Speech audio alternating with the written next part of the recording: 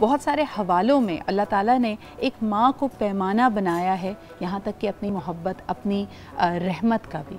एक माँ के अल्लाह ताला के हवाले से जब हम गुफ्तगू करते हैं या ये जानने की कोशिश करते हैं कि वो अपनी खल्क़त से, हमसे, आपसे, हर एक इंसान से कितनी मोहब्बत करता है, तो उसको कहा जाता है कि 70 माँओं के जितना प्यार अल्लाह ताला हमसे करता है, शहरक से ज़्यादा करीब है।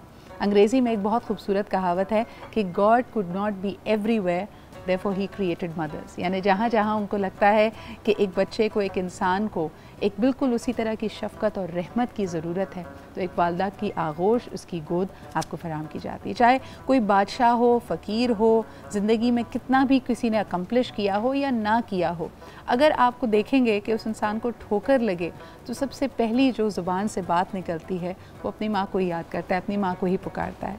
ये वो उनसियत है, ये वो जज्बा है जिसके बारे में आज हम ज़रूर गुफ्तगू करेंगे। जिस तरह हम अल्लाह ताला के लिए कहते हैं आपको अपने जूते के लिए तस्मों की भी ज़रूरत हो तो अब अल्लाह ताला से इसकी दरख्वास्त करें, दुआ करें।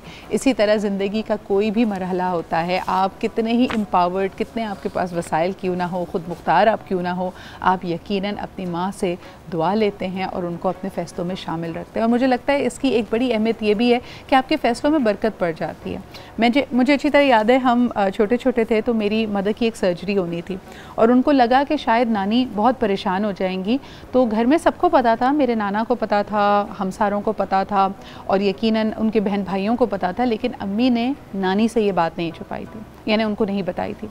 तो अम्मी बाकायदा अपनी सर्जरी के लिए गई, उनको प्रिपेयर करके ऑपरेशन थिएटर में लेके गए और बाकायदा ये था पॉइंट कि उनको एनेस्थीसिया दिया जा रहा था। Then suddenly the doctor check, और जितना रिक्वायर्ड उस ऑपरेशन के लिए आपके पास ऑक्सीजन होनी चाहिए उसमें कुछ कमी थी। तो उन्होंने कहा no we can not take a risk. वैसे तो मिसाल के तौर पे सर्जरी 20 मिनट की थी और उन्होंने कहा कि जी 20 मिनट्स के हिसाब से 30-35 मिनट्स की ऑक्सीजन हमारे पास अवेलेबल है। And the doctor he said no, it was doctor Nadeem and he was an ENT specialist. उन्होंने कहा doctor Jafri, sorry, and doctor Jafri was a very senior person. उन्होंने कहा नहीं जी हम ये नहीं कर सकते, and she was asked to leave.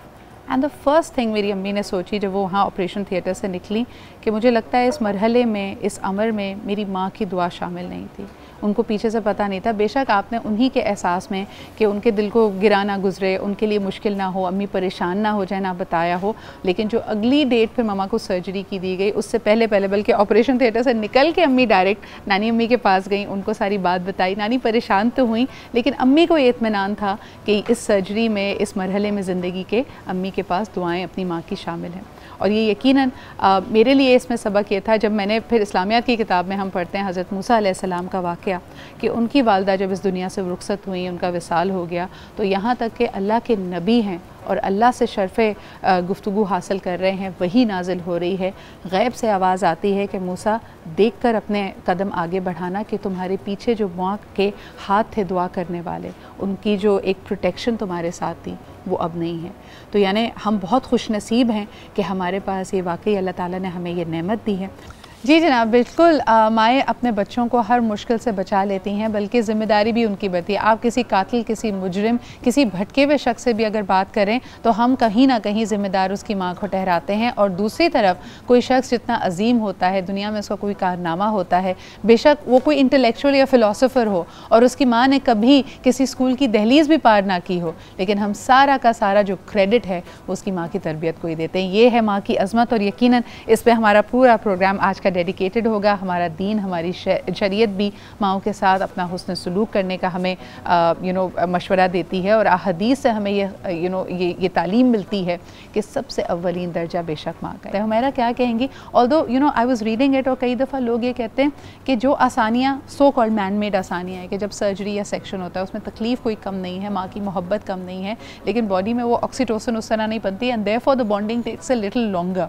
लेकिन अल्लाह का और कुदरत का एक अलग ही निज़ाम है। क्या कहेंगी? बिल्कुल, आप इतनी सी चीज़ देख लो कि इतने मुश्किल प्रोसेस से बनती है, लेकिन सिर्फ एक हग ही करना एक माँ का किसी बच्चे को, वो भी बच्चे के अंदर भी ऑक्सीटोसिन रिलीज़ करता है।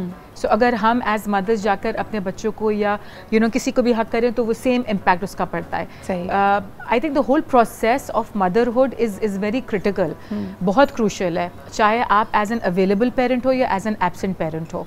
माँ का बच्चों की ज़िंदगी में होना और ना होना दोनों तरफ बहुत ही एक्सट्रीम तरफ हो जाता है। मेरे पास जितने क्लाइंट्स आते हैं, काफ़ी जिनके पेरेंट्स के साथ अच्छी बॉन्डिंग है, उनके लिए उनके साथ काम करना भी आसान हो जाता है। बट जिनके पेरेंट्स स्पेशली मदर्स एब्सेंट रही हैं, जिनकी अटैचमेंट वैसे नहीं रही जो कि होनी चाहिए थी because of several other reasons, उनके साथ काम करना, उनके इश्यूज भी बहुत फ़र्क होते हैं। एक माँ अपने बच्चे को पुल पे से ले जा रही थी, उसने अपने बच्चे को कहा कि बेटा मेरा हाथ मजबूती से थाम लो। उसने कहा नहीं माँ, आप मेरा हाथ मजबूती से थाम ले। माँ ने कहा क्यों, इसमें क्या फ़र्क है? बेटे ने कहा मैं आपका हाथ थामूंगा तो माँ किसी भी मुश्किल में उसको छोड़ सकता हूँ, लेकिन अगर आपने मेरा हाथ थाम लिया तो दुनिया की कोई मुश्किल, कोई परेशानी, कोई तकलीफ इस हाथ को नहीं छोड़ेगी। Very nicely. मेरी दो माएँ खोकर बैठी हूँ, एक मेरी जन्म देने वाली माँ, एक वो माँ जहाँ रुखसत होके गई थी मेरी खाला, मेरी सास। माँ की खुशबू आपको जिंदा रखती है। एब्सोल्युटली। उनका खाली बिस्तर, मेरी खाला का खाली बिस्तर इतनी तकलीफ देता है कि दुनिया की सारी खुशियाँ मिलकर भी उस तकलीफ को कम नहीं करती।